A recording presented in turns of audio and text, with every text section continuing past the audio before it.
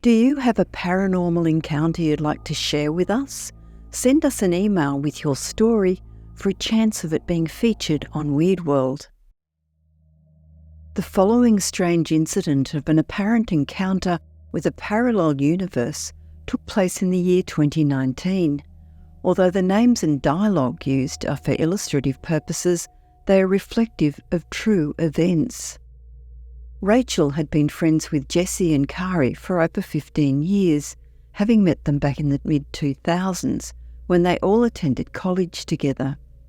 Though Rachel now lived an hour away, she made the trip down to see the two close friends every couple of weeks. On this particular Saturday in late April, Rachel headed to Jesse and Kari's shared apartment. She looked forward to spending the afternoon hanging out, sharing recent life events, and ordering takeout for dinner later that night. When Rachel arrived at their block at around 2 p.m, she parked in her usual spot and headed upstairs to Unit 28, lugging her overnight bag. Upon arriving and stepping inside the cosy, cluttered apartment, Rachel immediately felt at home. She had been visiting the place for years, ever since Jesse and Kari started renting it right after college. Rachel plopped down onto the oversized couch in the living room, propping her feet up on the coffee table. The three chatted lightly, with Rachel filling them in on the latest dramas at work, with Jesse and Kari also updating Rachel on what had been going on in their lives. After about an hour or two of relaxing conversation, there was a sudden knock at the front door. "That's probably my mum," said Jesse, standing up to get it. Rachel didn't think anything of it. She had known Jesse's mum, Lorna, for nearly as long as she'd known Jesse, and Lorna would occasionally stop by unannounced. But when Jesse opened the door, the person standing next to Lorna made Rachel's heart stop. There in the doorway, casually leaning his shoulder against the frame, was a man who Rachel knew for a fact had been dead for 2 years. It was Lorna's husband, Rob. Rachel sat frozen, feeling like the wind had been knocked out of her. How was this possible? She knew without a shred of doubt that Rob had passed away from cancer in 2017. She had vivid memories of the grief and trauma that had followed. Yet somehow, impossibly, he was standing right there in the doorway, very much alive. Rachel's mind reeled as she tried to make sense of what she was seeing. There was Rob, smiling and making conversation like everything was normal. She wanted to yell, to scream at everyone to tell her what kind of sick joke this was. But she felt paralysed, unable to make a sound or even move from her seat. However, as Rob entered the apartment, another impossibility quickly presented itself: his dog. Rachel was certain that Rob's dog too had passed away, shortly before what she believed was Rob's own demise. Yet there it stood. Albeit a little old and sluggish, it otherwise appeared to be in perfect health. Rachel's chest tightened and a wave of heat flushed over her. She questioned her sanity. Was she hallucinating? The situation defied all rational explanation. "Rachel, you remember Rob, of course," said Lorna, her voice jolting Rachel back to the surreal scene in front of her. Somehow Rachel managed a weak, yes, hi, without screaming or fainting, which felt like an impressive accomplishment given the circumstances.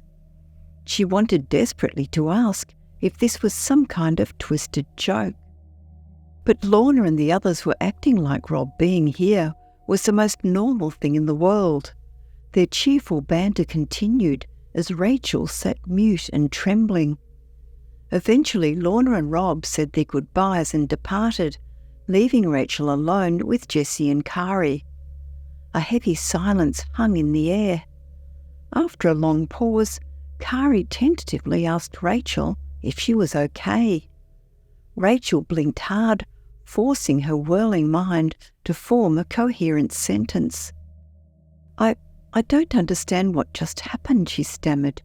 "Your dad, but He's... Take a breath, Rach, said Jesse calmly. He leaned towards her with a concerned frown. Now, just tell us slowly, what's going on? You look like you've seen a ghost. Rachel took a deep breath, steadying herself to vocalise the impossible words. Your dad, Rob. The last I knew, he had died from cancer, back in 2017. Did that not happen somehow? Jesse and Kari exchanged a puzzled look. What are you talking about? Said Kari gently. Rob's obviously still very much alive. He did have cancer a few years back, but he recovered. Where is this coming from? Rachel's thoughts scattered like marbles. Nothing made sense here. Every atom of her being insisted Rob had died. She remembered the grief vividly, but clearly no one else shared that memory.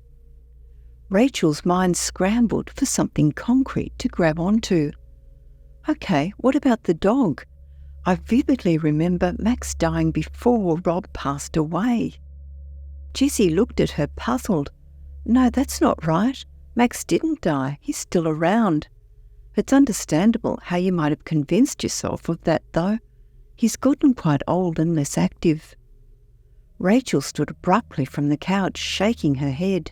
I need some air. She stumbled out of the sliding door onto the back patio, breathing deep lungfuls and trying to calm her racing heart. Jesse and Kari followed close behind, expressing worry and confusion. Talk to us, Rach. What's going on with you? Implored Jess. Clearly you're really shaken up. Rachel turned to them with pleading eyes. Please believe me when I say this.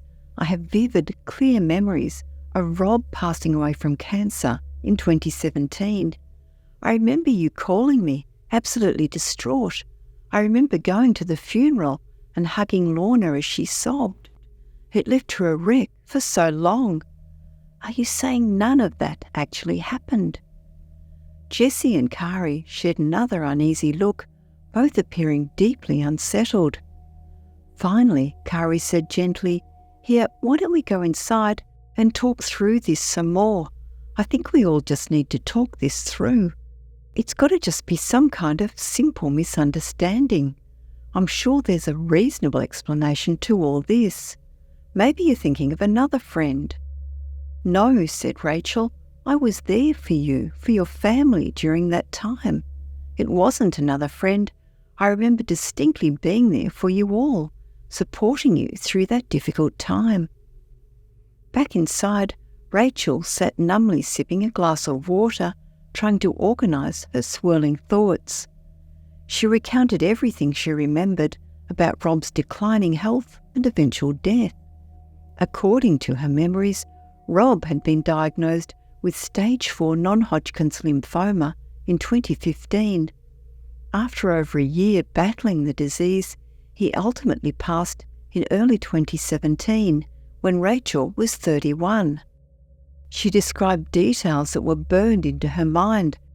Coming out for Rob's hospice care in his final weeks, the sight of Lorna sobbing and inconsolable at the funeral, supporting Jesse through the grieving process, checking in on Lorna for months after to ensure she wasn't isolating herself.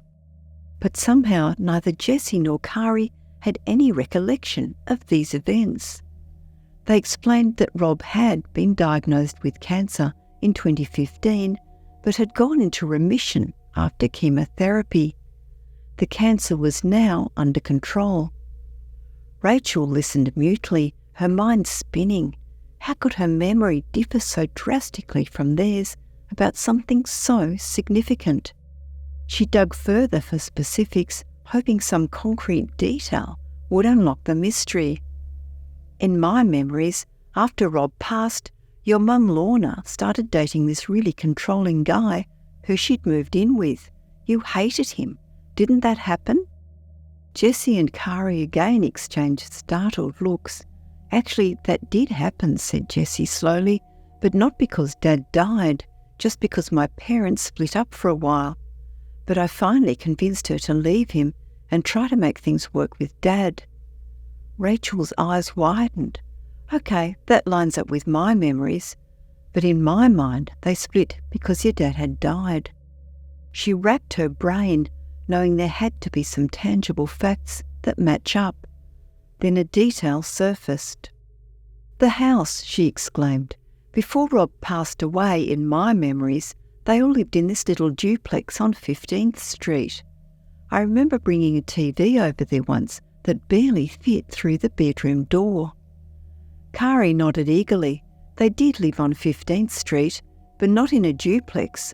Small townhouses. Their bedroom was on the second floor at the end of this long, cramped hallway. And I also remember that night with the TV. Rachel stood and began pacing, shaking her head in frustration. "This makes no damn sense. How can we both recall that incident with the TV so clearly, but have different memories about whether your dad was dead or alive at the time, his dog being alive, and what kind of building they lived in?" She stopped and turned to Jesse and Kari with a desperate look in her eyes. "I need you guys to believe me that I am not making this up." Jesse reassured Rachel. "I believe that you believe it. You're obviously shaken up. And yes, it's incredibly bizarre that our memories differ so dramatically." He paused, thinking hard. "Maybe it was a dream or a false memory that felt very real," he suggested gently. "The mind can play strange tricks." Rachel shook her head adamantly. "This wasn't a dream. I have so many specific memories over so many years. Rob's cancer, hospice, the funeral, and they're as real to me as any of my other memories." They all sat there, exchanging bewildered looks. Their memories aligned in so many ways, yet diverged on major, life-altering details. A heavy silence hung in the air, none of them quite sure how to process the conversation. The perplexing discussion led them to discover the concept of the Mandela effect. It was Kari who, in an attempt to find some explanation for their shared confusion, stumbled upon the phenomenon. The Mandela effect refers to a situation where a large group of people remember something differently from how it occurred. It is a phenomenon which suggests the possibility of groups of people switching between parallel worlds or alternate realities. It was named after the common misremembering of Nelson Mandela's death in prison in the 1980s. Rachel, too, was left pondering whether this experience was indeed a case of the Mandela effect, slipping between parallel worlds, or a glitch in the matrix. Although unfortunately for her, it was a distinct and divergent reality she was alone in remembering.